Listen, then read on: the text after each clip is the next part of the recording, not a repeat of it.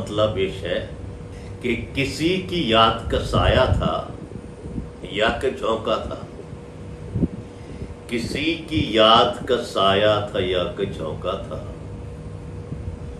मेरे करीब से होकर कोई तो गुजरा था। अजब तलिस्म था उस शहर में भी ऐ लोगों, अजब तलिस्म था उस शहर में भी ऐ लोगों, पलक झपकते ही अपना जो था पर आया था। किसी ने मुड़ के न देखा, किसी ने दाद न दी, किसी ने मुड़ के न देखा, किसी ने दाद न दी। लहू लुहान लबों पर मेरे भी नगमा था।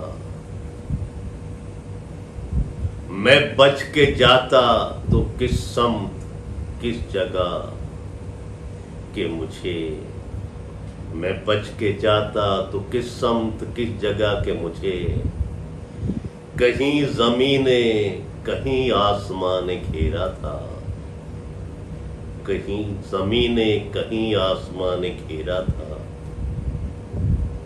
मुझे खबर हो जो अपनी तो तुमको लिख भेजूं, मुझे खबर हो जो अपनी तो तुमको लिख भेजूं। अभी तो ढूंढ रहा हूं वो घर जो मेरा था, जरा पुकार के देखूं ना इन दयारों में। ये आखिरी शेर है कि जरा पुकार के देखूं ना इन दयारों में, मेरा ख्याल है एक शख्स मेरा अपना।